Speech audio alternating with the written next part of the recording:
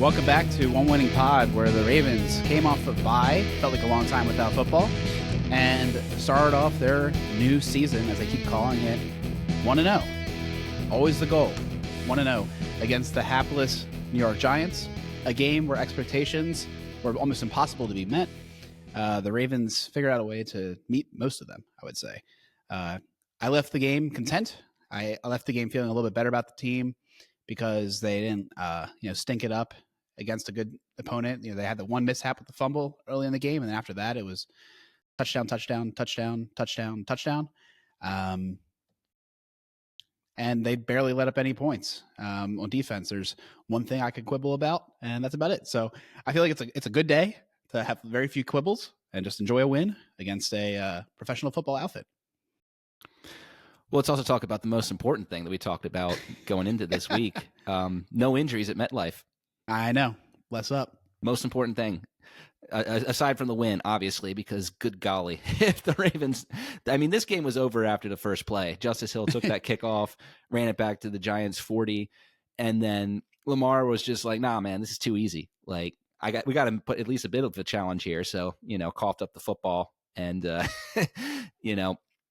even then, though, the Giants just did not look like an NFL offense on that first drive and proceeded to continue to not look like an NFL offense the rest of the game. And it was a very easy win, never a doubt. And on to Pittsburgh. Yeah.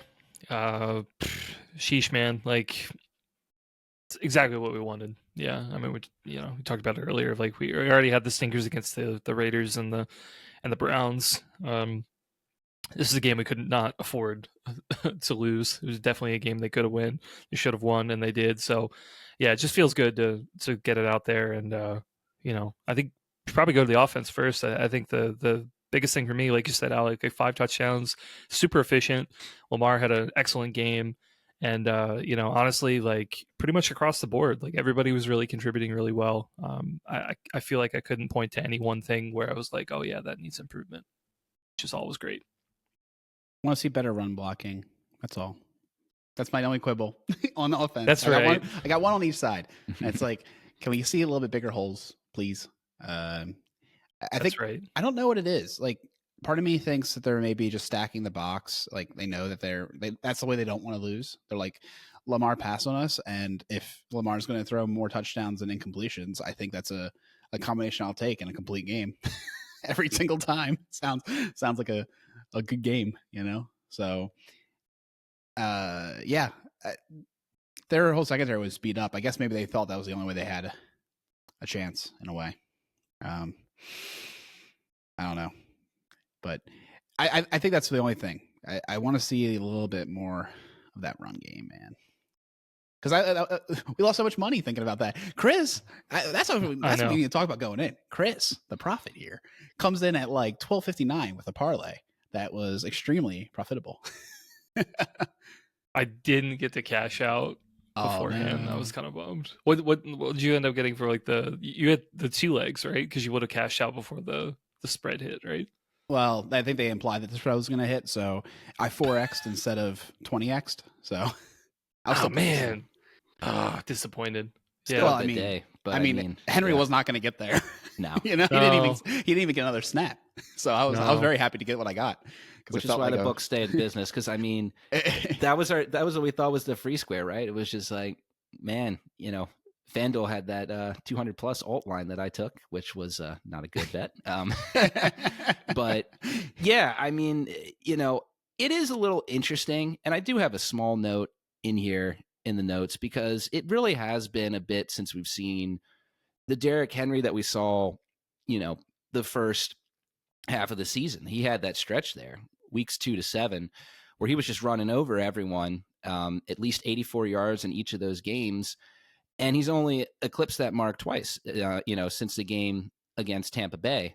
Now, at the same time, those were insane numbers for someone of his age, and he still played well. He still played very well, better than any running back who was playing for us last year. As good as, as much as I love Gus Edwards, let's be real, he was really just a red zone power back for the most part last year, with, some exceptions. But it is a little something that, I thought it'd be interesting to talk about if we think that's something that shows that maybe he's wearing down a little bit as the season goes on? Or we think, that's just the offense is becoming a little more balanced? We're seeing Bateman have big games. We're seeing Wallace get in there.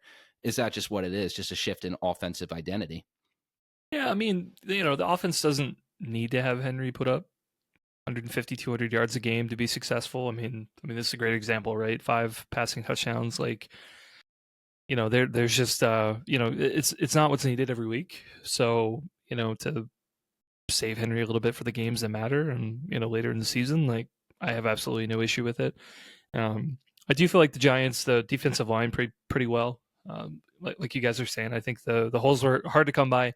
I think that they, had guys come up and tackle fairly well. And, honestly, it's one of those, like, I don't know about you guys, but like, to me, like, I feel like there were plenty of opportunities where I'm like, Henry was like so close to breaking like a big run. And, as long as as long as we're close to that, like, you're probably going to hit a few of them. And then, you get over 84 in like, one play. So, I'm not super concerned about it, especially if the offense is still doing okay without him. Right. If we're hitting that 30-point mark or whatever, it's hard to be too upset, for sure. I think that's a good segue, though, where he may not have feasted Justice Hill. We talked about at the beginning with the great kickoff return, and then he takes that screen to the house. Beautiful leg of the parlay. Great job, Chris. And yeah, I mean, he's been a big part of the offense. He also had a very productive run on 3rd and I don't remember what it was. I think it was like 3rd and 4 or something. But they came out. It looked like a traditional pass play situation for the Ravens, but they ran into the lighter box with Hill, and he got the first down and then some. So I liked seeing that. It was a tendency breaker because they don't frequently do that. Yeah, no, I think that was another part of this game, right? Was we're talking about Henry. He was still efficient with the touches he got, but he only got 14 carries. But we saw, I think, the Ravens really try and get more of these secondary guys involved. Bateman had his first career multi-touchdown game. Wasn't covered on either of them, but hey, touchdowns are touchdowns, right? He did his job, ran the routes, caught the ball. Like he's talked about Hill. Isaiah Likely had a couple catches in there. And Tez Walker, man. Whoa. First career reception was for a touchdown. Followed the Miles Boykin path. Hopefully that's all he follows for the Miles Boykin path. Hey, he can be a good blocker too. These are the necessities. Yeah. Yeah. Move over DJ. Tez Walker's here. Truly. But I mean, honestly, yes. Like, I was surprised. I feel like we haven't really mentioned his name much on the pod. Obviously, like, hasn't had a ton of playing time, but I fully expected this year to kind of just be a redshirt year for him, and it still very well might be in the in the end. But to be able to get in that play and then have a beautiful toe tapping catch in the end zone, be able to get that touchdown was like chef's kiss. Really great. It's such a weird situation. Aguilar 1 for 1, 26 yards. Wallace 1 for 1 for 8 yards. Tez 1 for 1 for 21 yards. Like Peter said, they're like, we're gonna get everybody involved, like, yep, everybody get a touch, and except for a guy Tylen. No, he got one. Did he get one in there? Yeah, 1 for 8. Okay, I forgot about that one.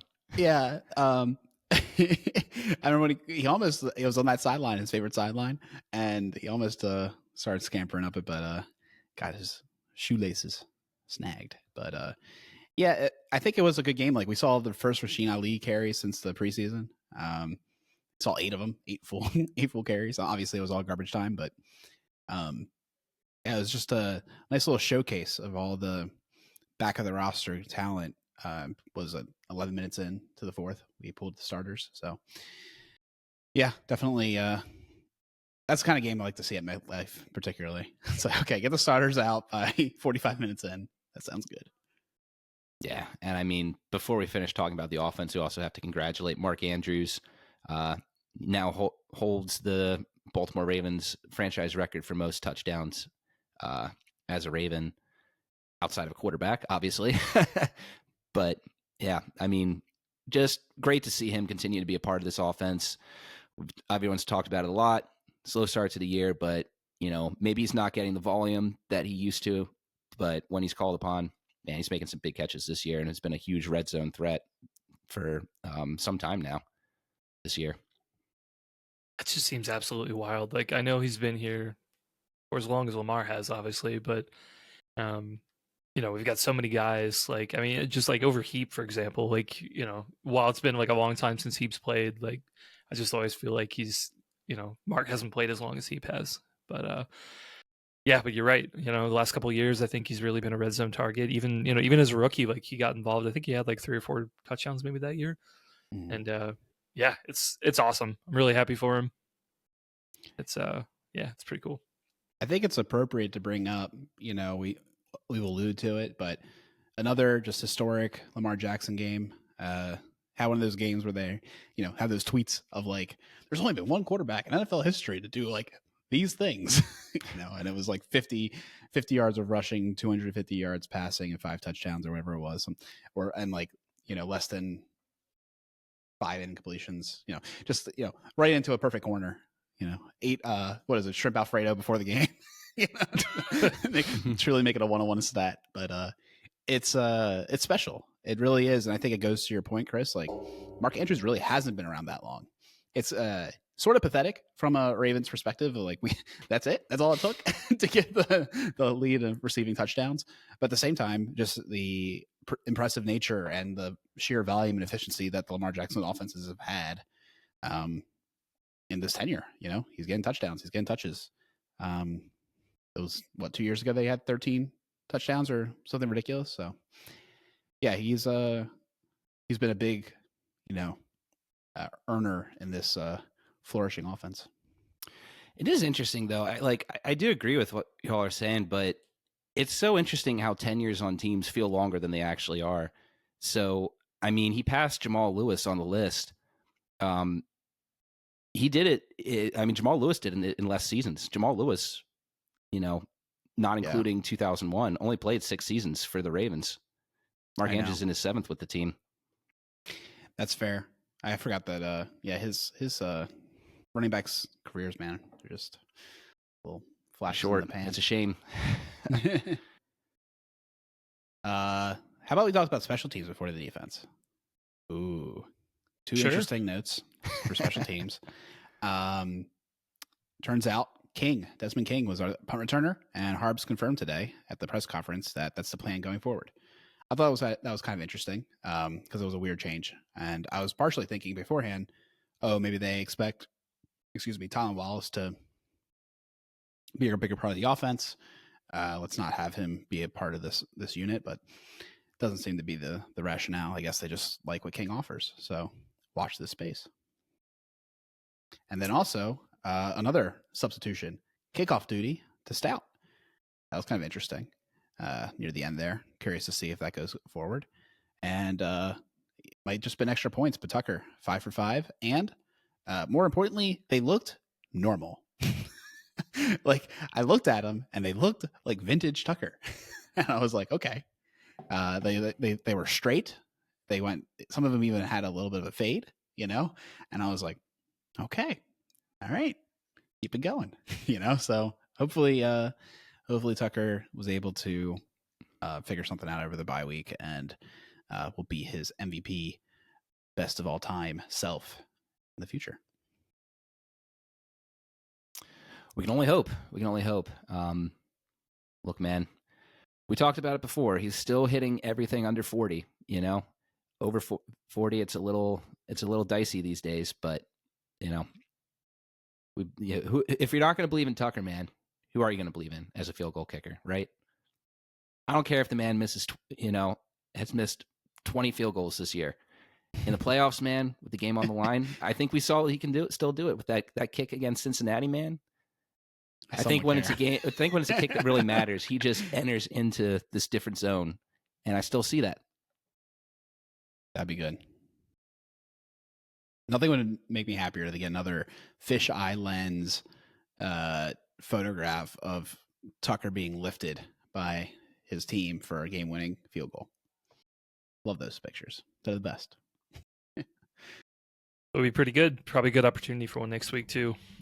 we'll talk about it a little bit later, but I don't know. I feel like touchdowns are going to be a little bit hard to come by. The Steelers games are always super close, and field goals are plenty. So we'll see what happens. But yeah, I agree with you, Alec. 5 for 5 on extra points, still pretty good, and I agree they look really good. So whatever it is, man, if it's just taking away the kickoff duties, if it's just kind of having a mental, physical reset, like trending up with a week 1 sample, or 1 week sample rather. So yeah, that's pretty good. There was a little bit of that in 2003 with Matt Stover, I want to say. Ravens brought in that guy, I want to say his name was Wade Ritchie, when Stover was starting to lose some leg. Now, Stover never had the leg that Tucker did, but still, I think there was some concern about his distance as he was getting older. And that was at least there for the second half of 2003. Yeah, right. They had Zastadil do kickoffs. Was it that year or the year after? That might have been the year after, because I have no idea why I would remember the name Wade Ritchie if not for the fact that he was part of this Save Stover's Leg campaign. I mean, I was thinking about it the other day with,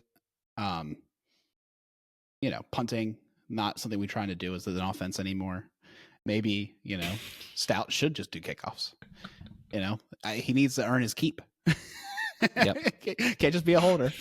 We are only about special teams scoring points. Punting, not about it. Gotcha. All right, so I got a couple stats here for us. Okay, so Wade Ritchie was on the team 2003 and 2004.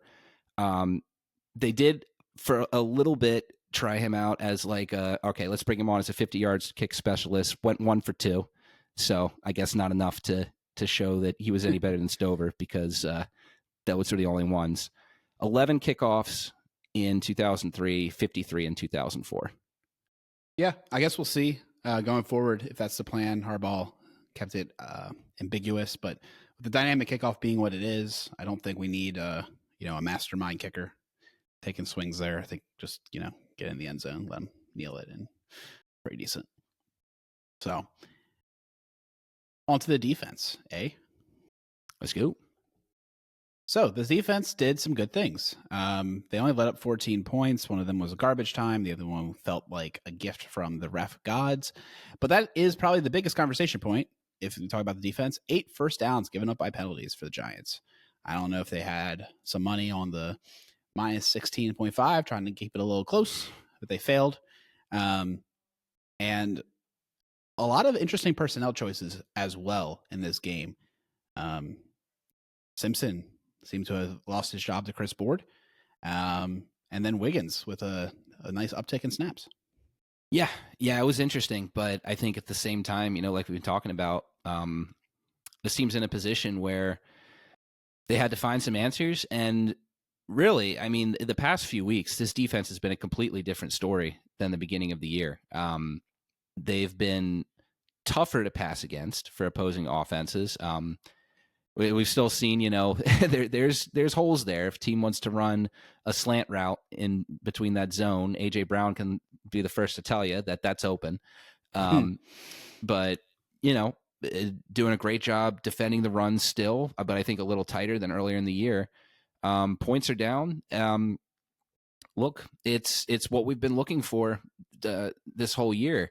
Maybe not necessarily this unit being a shutdown unit, but putting in those speed bumps, making it harder for these offenses and taking away the big plays first and foremost. And that's seems like we've seen guys go to the bench as this season has gone on, most notably Marcus Williams, but unfortunately for Trenton Simpson, who I still think is a guy who has promise, and can be a consistent playmaker for this team. Right now, with what they're running, with the Dean Pease influence, Malik Harrison and Chris Board, rotation of those two guys seems like it's more effective right now than Simpson being out there at the moment. Yeah, I agree. I think Simpson's still going to be a good player. I feel like the one thing that he has over Board and Harrison right now is just like, I don't know, maybe like a knack for like making a big play or like being really close to making big plays. Maybe that was just him gambling a little bit too much, which might have cost the job. But I feel like if he gets to put those together, like you'll start to see those big plays happen. So if it's not this year, I think it will happen. I'm still high on him.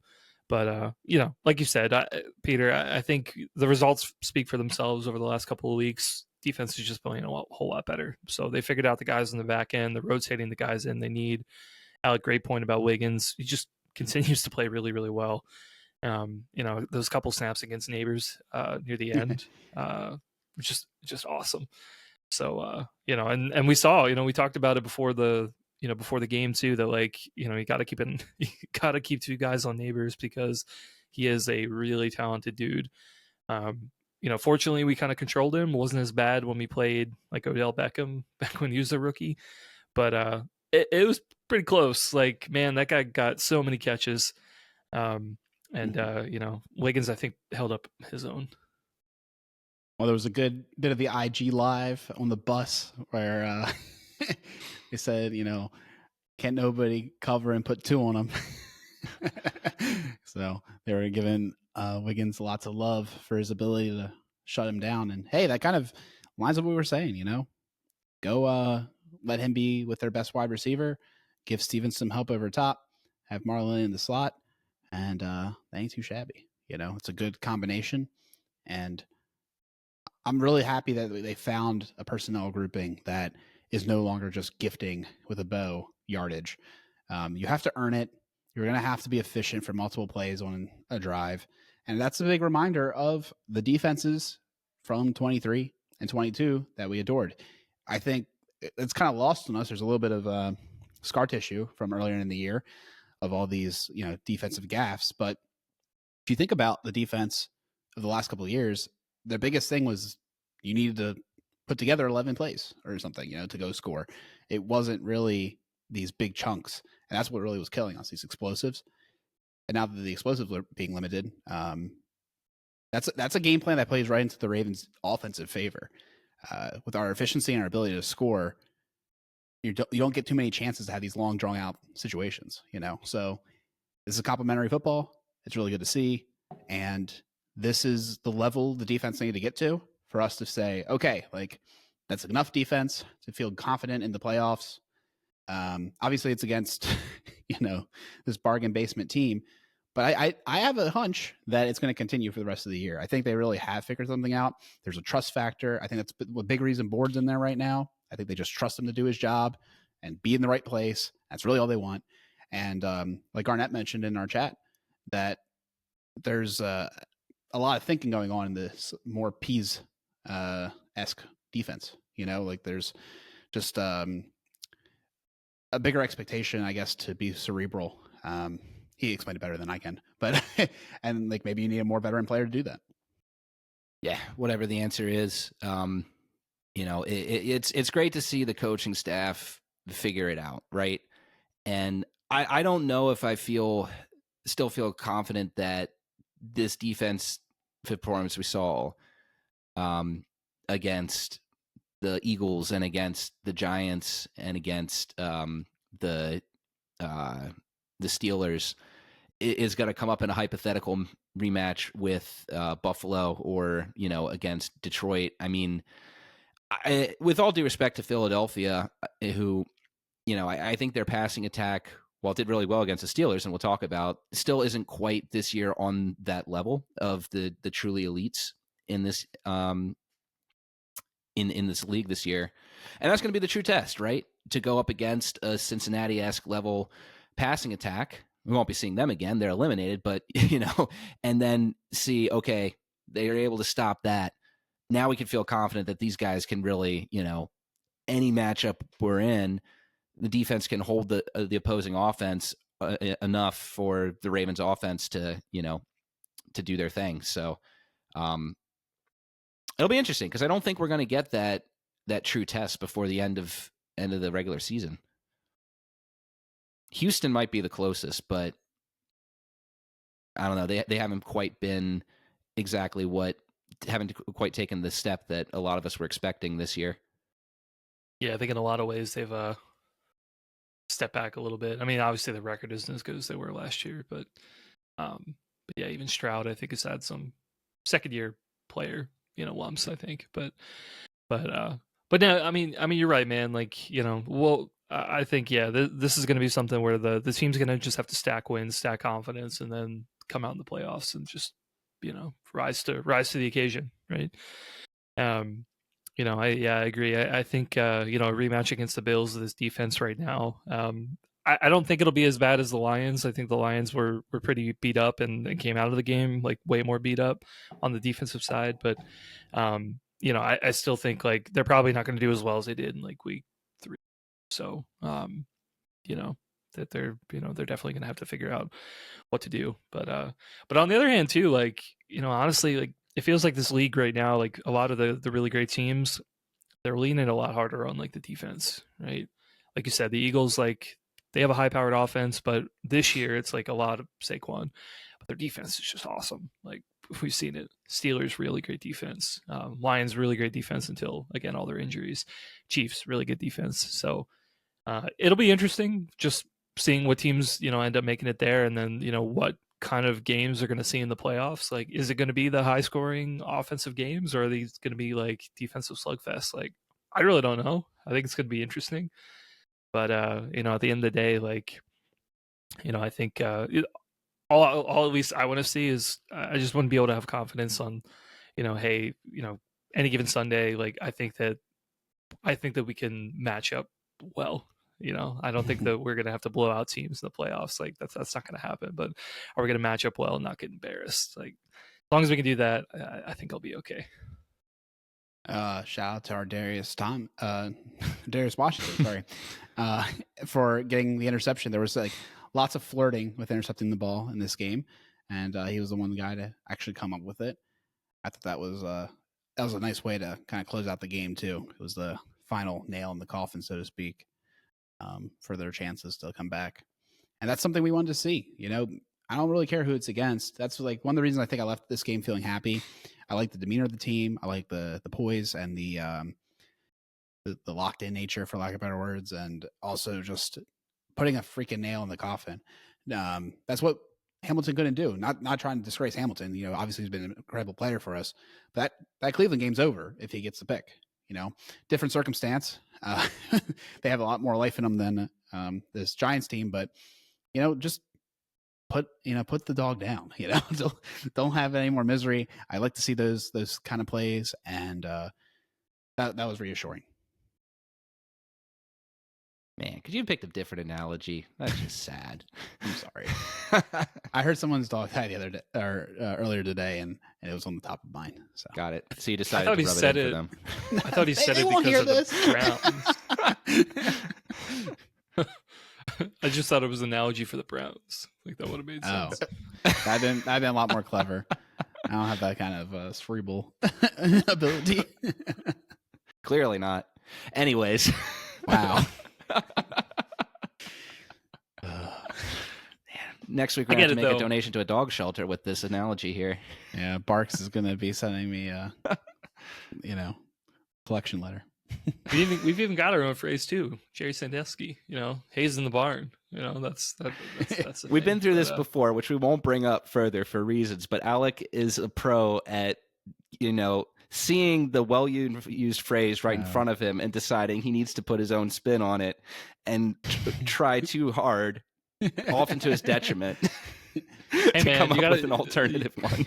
You got to try it until it sticks, right? It'll happen. But anyway, I agree with the sentiment, Alec. And man, Ardarius, like I freaking love Ardarius though, man. He's just a baller. I've talked about him before on the pod. Exactly what you want from a guy coming into the situation where you thought like, hey, you had a starter on lock.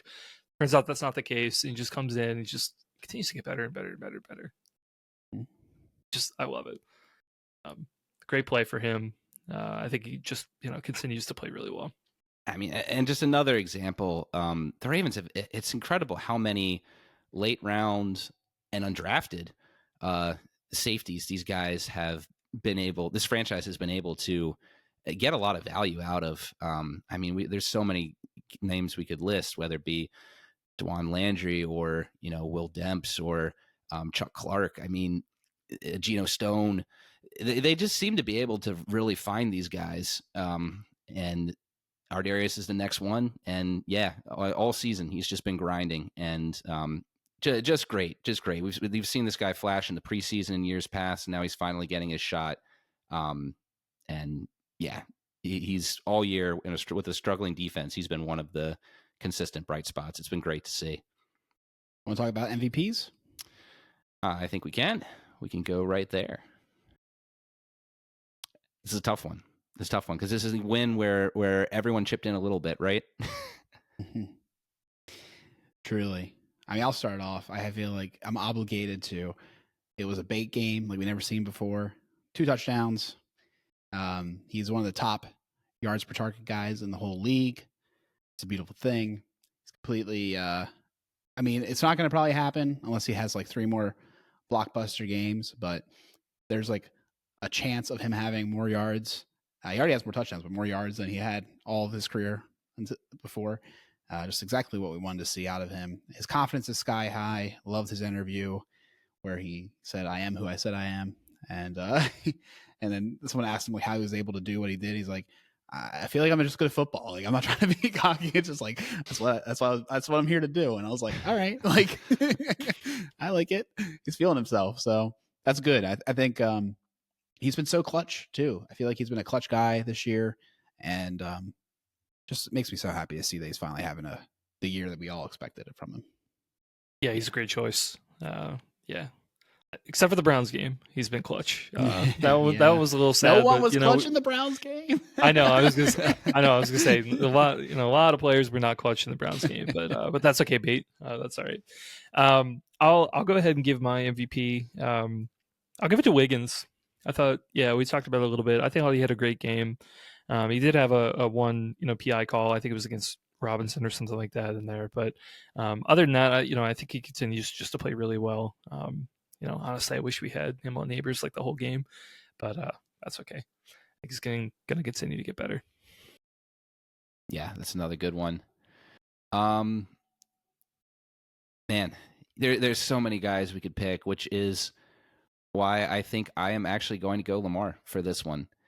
And the reason, again, like we said, Lamar's usually the MVP, right? Almost always. So we usually don't give it to him. But every now and again, I think he has a game where you need to highlight it. And the reason I think it's Lamar is because obviously he had the fumble early, but after that, just perfect. He's up to a 34-3 touchdown to interception ratio this year, which is insane, especially considering, we've said it before, 2 of those picks, hard to say that they were his fault. But just, this is a game the Ravens just needed to go in, get out with no injuries, and just be ready for, the division next week, and why was this game so easy? Because Lamar was flawless. And, I think that was the catalyst of all of it. Your MVP quarterback played like an MVP. He's probably not going to win the MVP this year for reasons that we can get into if we want to, but we don't have to. But yeah, I mean, so many guys are deserving of it. But I think, we can't overlook just how Lamar doing his job so well. It really helped everyone in an incredible amount in yesterday's game. Yeah, I mean, not many quarterbacks are able to give the first catch for a guy be a touchdown, but Lamar did it, he rose to the occasion. That was so cool. I think that's something else we should call out. Peter sees him in the huddle, and he's like, live bet it, touchdown coming. We weren't fast enough. Sure enough. Like, if it was even being offered by DK. You couldn't even possibly pull your phone out fast enough, because they'd go right up there, snap it, done, touchdown. Wild. But it's a great idea, Peter, and you can put that in your moral victory, pocket. There we go. All right. Well, I guess we'll go talk about this Steelers game. It's a Saturday night, or not Saturday night, but Saturday. It's kind of night. I guess 4:30. It's going to be dark. Don't know what the weather's like yet, but 4:00 game against the Steelers at M&T Bank Stadium. Looking forward to that game. Unfortunately, Chris will not be there, or Peter. I'm the only one that's good. Or no, Peter will be there. I will be there, just in different seats. That's right. You won't be with us, but that's okay. still there. But fortunately, no Chris. Being around the holidays makes it tough. But we'll miss you, man. I know, I missed it too, especially after going to the Eagles game. It was also at 4:30, and that's pretty great. I mean, aside from losing, but the actual game day was pretty good. So I'm bummed I'm gonna miss it. I feel like I haven't gone to actually a couple of Ravens Steelers games in the last couple of years. They're either falling around the holidays or I don't know, or I guess we've been so good that we just didn't go to. Yeah, last year we gave up our tickets, and it was like monsooning. Our guest 17 game or week 18, excuse me. Yeah. Our guest Steve, who unfortunately was having technical difficulties and can join us today. He went instead, and I remember I did say, if you could bring me back the program, because I wanted to collect them all for the project I never did of like putting all those little tickets together. And he comes back with this like absolutely waterlogged and soaked program. He's like, I got it for you. And it's like that classic thing where when it gets like super wet, it like curls, you know? So it was just like, oh, well, you know, there's nothing you could have done other than put it like in a baggie immediately. Yeah. But yeah, good times, man. But it's a big game. Chris, you talked about it earlier. You know, it's probably going to be close. If history, you know, if you're going to be aligned with history, it's going to be a close game. It's going to be ugly. It's going to be like, you know, old school football. I really hope it isn't, frankly. I think that would be such a relief if the Ravens can actually just win this game competently and confidently. But after all the data we've gotten so far, it seems like something we shouldn't, you know, get too optimistic for or have our, you know, dreams crushed. It just feels like the ball has to roll back to the Ravens here in this one. Now, of course, it doesn't have to, but just this series, it's incredible. I mean, this series has been so even for so long. There was a little bit of a pocket there. You know, we look second matchup between these two teams in 2013 through the end of 2016. Where the Ravens were doing pretty decent in this matchup. They had a 5 games to 2 losses, you know, over the Steelers. Actually extend that even further. You've got, I mean, a good deal here of where you had the Ravens had 9 wins to just 3 losses, 2011 through 2016. But yeah, I mean, starting with 2020, man, 8 wins and 1 loss for the Steelers in this matchup. It's unacceptable. You know, it's unacceptable in the AFC North when you have Lamar Jackson and the Steelers have been throwing out their not Lamar Jackson quality quarterback play on the opposite side.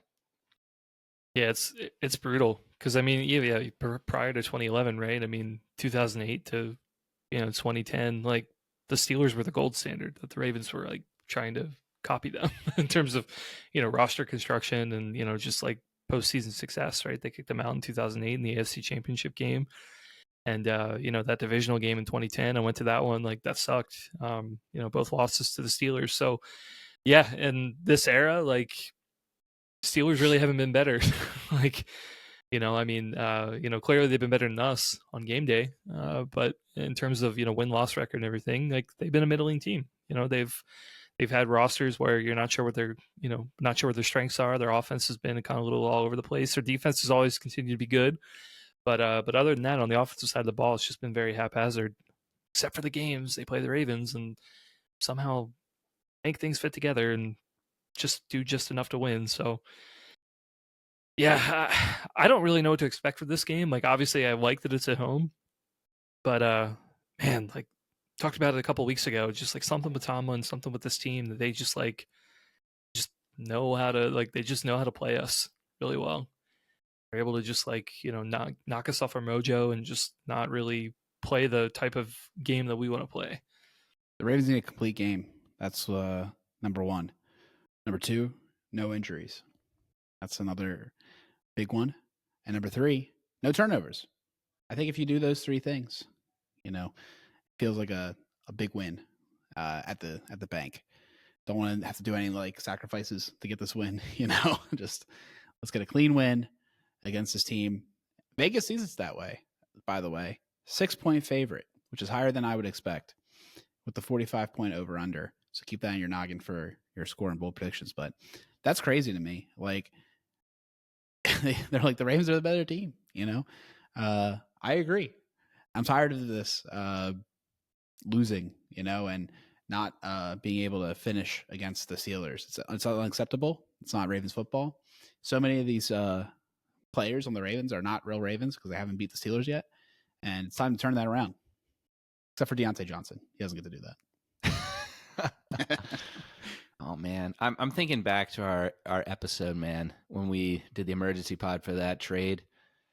Oh man, and there was some aside we had in there. I can't remember exactly which of us said it, where we were like, no, you know, you got to watch out that, you know, one thing that could happen here is, you know, this guy, he's been a primary target everywhere he's been. How is he going to handle, you know, being like 4th or 5th on the pecking order in the depth chart? I think we have enough data to say not great. Not great, Bob. Not great, Bob. No. Yeah, it feels kind of crazy in hindsight that we had to have an emergency pod for Deontay Johnson. It was an emergency. He was going to wreck the locker room, guys. Yeah, but I mean, then again, I guess... we reported that there was a chance, and that chance was what's the outcome, so. It was like, you know, 20% chance of rain, right? But it rained. It rained. That's why it was 20%. Yeah. Oh man. So he's not going to play. I think that's fine. Gotta love they mutually agreed upon this. Okay, whatever you say, gang. Very fascinating situation. I will once again be upset when Hard Knocks doesn't cover it. You know, there was like 70 seconds of Hard Knocks for the Ravens last episode with the bye, which is like, whatever, fair enough. They're on bye week, I guess, but they're going to come back, and I guarantee there'll be 0 seconds of this Deontay Johnson stuff. I'm just going to be like, come on, man. Give the people what they want. Yeah, Harbs has a tight vice, I guess, on that. Yeah, they don't want that getting out. Yeah. I mean, do we think is this just a case like the Ravens don't want to release him to have him play for the Bills or Chiefs or something like that, or is this like you think it's that, not just like you know, hey, I think it's holding out, but like it. maybe he might be okay. Look, he's our prisoner now. Like, we can do this all.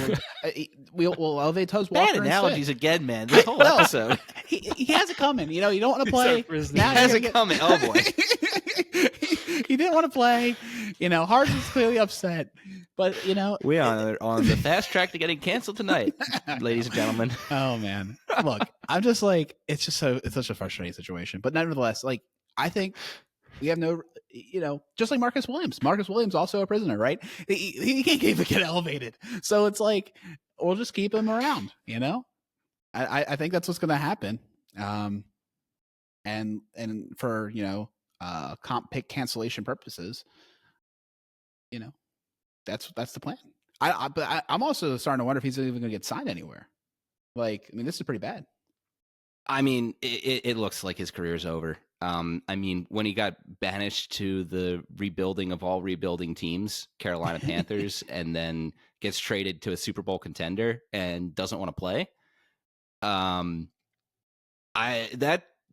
of this sounds like a very smart career move here for Mr. Deontay Johnson, who was already, you know, facing some, you know, questions of, okay, you've got a lot of talent, but, you know, it's not producing as much as is expected. So I don't know. It's weird. Even when he was on the Steelers, I always thought he was a good player. I thought that, you know, he could make plays. But something about guys who go to the Steelers, I don't know what's in there, that locker room, that attracts, you know, wide receivers and just kind of messes with their careers and their decision making. But Mike Wallace might be the only one who got out there unscathed in recent memory, man. I was gonna say Mike Wallace seems fine. Like, I mean, Emmanuel Sanders, I thought was okay. I mean, Emmanuel Sanders, yeah, he did. But then if you look look at Juju, you look at Antonio Brown, you look at what Pickens is. I mean, Pickens, it was kind of known going into the league that there was a chance he could be that, but maybe that's how they're so successful, guys. Maybe Tomlin sacrifices, you know, them when they leave. It's a part of the voodoo magic. He puts his like sunglasses on him, and And then he's like, boom, another winning season for us. Wreck the psyche of another wide receiver. Yeah, whatever it is, man. Yeah, it's strange. Yeah, like especially not to get it together for like to play against your former team. Like I don't know. It's just like this was the revenge game. This is what we wanted. This is what we wanted the first matchup. We didn't get it. Like yeah, another opportunity. Yeah. What are you doing? Well, a guy who will have an opportunity, and I think is a huge X factor in this game, didn't really show up in the first matchup, but man, you watch some of the match of what the Eagles were able to do against the Steelers team with Devonta Smith, and it really looks like this is a game where Rashad Bateman could really, come out. And obviously he's had some good games, just talked about against the Giants, but has he really done it against a good defense in his career? I think we can debate that. This would be a huge opportunity, I think, for him to really cement himself as a guy that Lamar trusts in the tough matchups, and as a guy who's the defenses have to respect in the playoffs. I think there's shots here for him to make some plays, and if he steps up, that could be the missing piece that the offense just didn't have a few weeks ago in Pittsburgh. They need that. They need, like I said, not to have turnovers. It's the big part of this going forward is just how will they step up? Like, when we watch the Steelers side, who steps up? It's usually like TJ Watt, PQ had to play, things of that nature. Who's going to step up on the Ravens side? I mean, that's why they lost the game last year during that horrible weekend, is that Lamar's dropping dimes and everyone was dropping passes. So we need that turnaround. And Rashad Bateman, he had his fair share of drops in that game. Turn it around, let's see it. Like you said, against a good team, that'd be incredible. Yeah, I think it's going to be a good opportunity just to they really just need to reestablish their identity of hey, like we're going to come out and we're going to score points, and we don't care about all the games that you've had that like your defense has slowed us down. Like we're going to come out and we're going to play the offense we want to play. Let's go score points. So yeah, I think Bateman could be a good catalyst for that. I think they got to figure out how to get Henry back on track. They got to make him a difference maker. Obviously, the Steelers front is really good, so I think this will be a really good test for the offensive line to try and just put a little bit more physicality into it. Now they're out off the bye week, see what they can do. The Steelers obviously just came off a huge game against the Eagles, where in that second half, like the Eagles had the ball for like 24 minutes or something, 30 minutes or something like that. Wow. So we're well rested. They came off a huge game where they had to play a ton of snaps. So, I mean, iron's hot. And yeah, rushing ball, man. The Ravens slowed down Saquon. The Steelers stopped him in his tracks. It's 3.4 yards per carry on 19 carries. It's going to be hard. It's going to be hard to establish that run with Henry. But, the Eagles, though, I think the Ravens really need to look at the blueprint for what this Eagles offense did. Yeah, you look at their stats individually, nothing spectacular, but they carried the ball 42 times, the Eagles did in that game. Grounded out 131 ugly yards. And just, they did lose 2 fumbles, but no interceptions, man. That's just what you got to do. We talked about it 2 weeks ago, or it might have been last week. The Ravens still have to show this year that they can win the dirty, grinded out game, and they've got the guys to do it. It just hasn't come to fruition yet this year, and this might be it. This is the test. Both teams are dealing with this weird Saturday-Wednesday sequence, something to keep an eye on. I imagine it'll be approached similar to a Sunday-Thursday situation. It's the same kind of gap, but need to catch both teams not looking ahead, and also are they trying to moderate usage for next game? I'm guessing not, because this is the game, right? Both teams need to win this game. They both know what it means for the division. So I imagine they'll be best foot forward. If anything, they both have the likelihood of a letdown game the next week. So keep an eye out for that. But for this week, man, they got to get healthy. I think that's a big thing. Sounds like Watt is hopeful to be playing. Pickens was on the sideline last week. We'll see if he's able to go. Sean Elliott's been being up for them. and a couple other guys too. So I think that's the big thing that the Ravens have going in their favor so far. Our injury report looks clean, and there's not so much. It does say here that Elliott's out, and Larry Ogunjobi is also out, but I don't know if that's a true out for next week or not. Yeah, it'll definitely be curious to see. The hiccups are back, Peter. I know they are. They've been on and off all night. They were doing such a good job at not coming into the recording, but man, I'm going to have to mute when I'm not talking. Let's see. Where's that button here? It's all right. No, I was going to talk about the on the defensive side of the ball. So, obviously we talked a little bit about the Steelers and just, we know what their defense does for our offense, but on our side of the ball, we had some trouble, I think, with Russ. He had a fairly good game against us.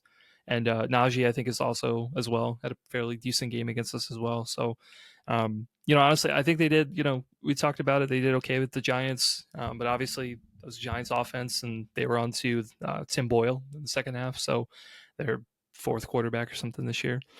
I'd really like to see a little bit more of an improvement, especially from defensive line. I felt like, there were a lot of opportunities, I think, to get pressure on the quarterback, and just weren't able to get home on a lot. I feel like they could have done a little bit better on that area. I think they're going to have to see a bounce back game, I think, against the Steelers.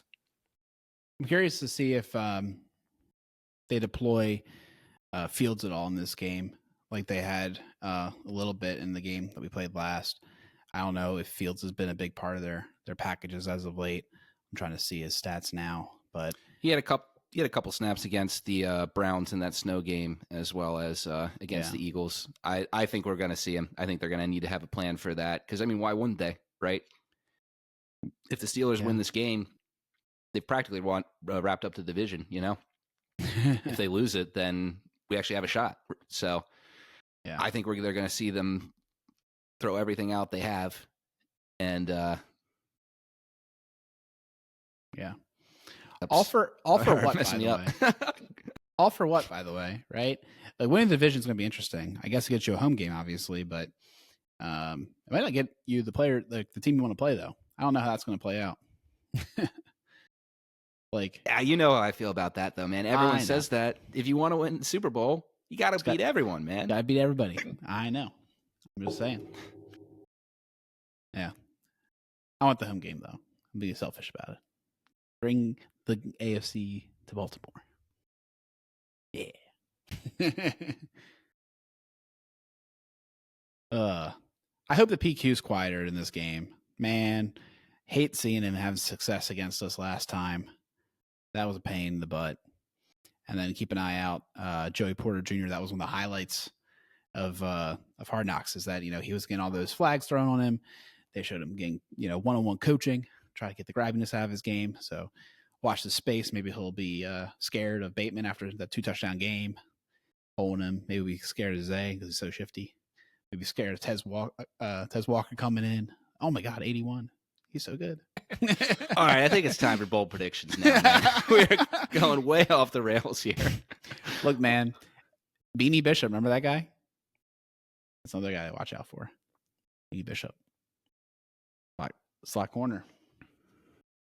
All right, so while Steve was not able to join us tonight, he did have some predictions to give in here.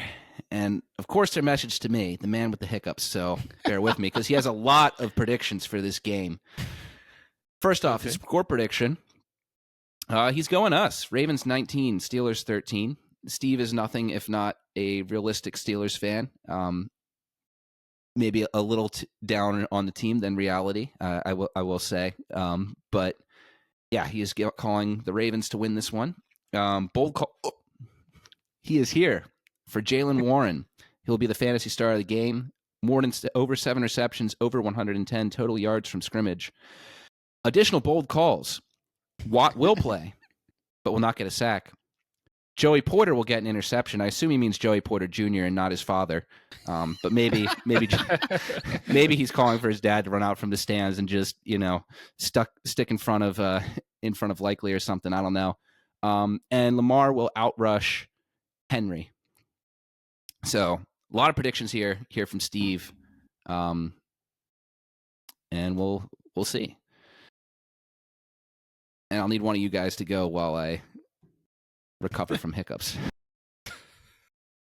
That's fine. I can go next. Like you said at the very beginning, I think you said that there were three keys to the game, and I feel like you missed the fourth. The fourth is you got to make all your field goals. So, bold prediction: Justin Tucker's going to get the game-winning field goal. Right. I think this will be a nice bounce back game for him. Obviously, I think he put the loss kind of on his shoulders for missing those 2 kicks. When you only need 5 points to win the game, so I think that would be a nice story. I'm gonna say that he kicks a game-winning field goal, and if that's my bold prediction, then I guess that means I have to pick the Ravens to win. But yeah, I'm not gonna be like the Giants game where it's gonna predict a blowout. I feel like I'm gonna say like 24-21 Ravens, and I would even be surprised if they scored that many points. Nice. So push for the over-under and don't cover. I'll keep going because Peter, is in on the IR right now with hiccups, questionable return. But I'll go ahead and say this. Like I said at the top, I'm like sick and tired of this narrative. And let's see. When we played the Steelers last, I said 27-17 Ravens, and that doesn't feel good enough anymore. Granted, I will just take a win. I don't really care exactly how it comes, but I want it to be more than that. I'm really freaking tired of this team. We are the better team. And I think you're on the right track with 13 points, Steve. I'm going to go with that as well for the Steelers, but the Ravens, they're going to go ahead and score 30. And then for my bold prediction, I think despite the woes we've been seeing with Henry, I think he'll be 2 of the touchdowns. Woes are strong. Double down. Double down with 2 touchdown bold predictions for Henry 2 weeks in a row. Nice. Oh, that's true. I forgot about that. But yeah, he's coming for you. If you did get knocked out of your fantasy matchup by the Henry stinker, he's going to help you out. All right, he's coming for you. I didn't get hurt because I had a bye because of Henry. So I was able to dodge the stinker. So now I can have the beautiful game. That's the hope. I saw that in that one league. You had to combine like 2.5 points from Tua and Purdy. Bro, you were really lucky you were on bye. I know. This team has been cooking all year, and then suddenly they're just like dead in the water. And Henry had a bad game, and I was just like, I didn't play Reed this week, but he was on my bench. Reed had that 0 cup. I think I do. I have a cup. Maybe not a different league. I have cup, and he had a 0 burger. And I'm like, bro, what's going on? Things were on the way up. Stocks, they always go up, and now I'm having some trouble.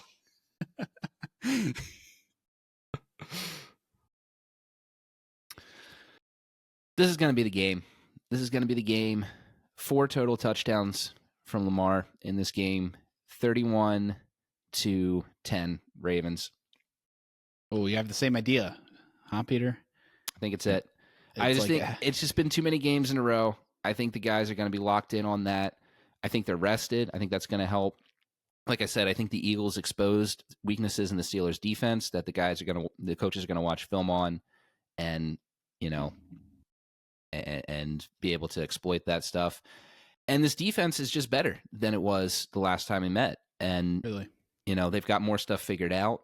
And that defense kept that Steelers offense out of the red zone. So I think that it's going to be, there's going to be a lot of Steelers fans at this game. It's going to be a rowdy crowd. This is the biggest Ravens Steelers game we've had at the bank in some time. But, I think the Ravens will come out and get the big win. And then it will be a very, very interesting photo finish for who wins the division at the end of this season. I know. Of course, Mahomes has to get hurt in this weird short game stretch. I was over here, we're all like, ooh, all right. The Chiefs, they can, I don't know. What would they have to do? Maybe Tomlin would stick his foot out again. And then the refs would be like inexcusable and like gifts 18 points to the Chiefs in the last moments. And then they're like, oh, we won. Because they were down in that instance. I don't know. They've had so many good lucks this year.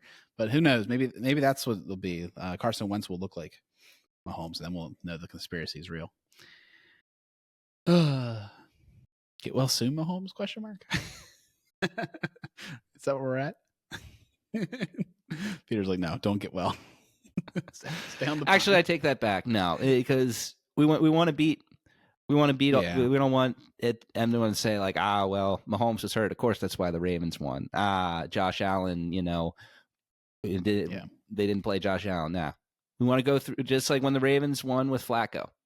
They went through Peyton Manning. They went through Tom Brady. They went through a very strong San Francisco team with Kaepernick and coached by Harbaugh. They won it. Yeah, that's what we want. Exactly. You want that best box set. Give us the box set. With that, thanks guys for watching. Thanks for listening. We appreciate you all. Feel free to reach out to us on Blue Sky at whenwhenpod.com. You can leave a comment on the video if you're watching on YouTube. Like and subscribe. All the good stuff. We appreciate you guys. Enjoy this football game. Enjoy this team. Enjoy the ride. We'll be back next week. Go Ravens.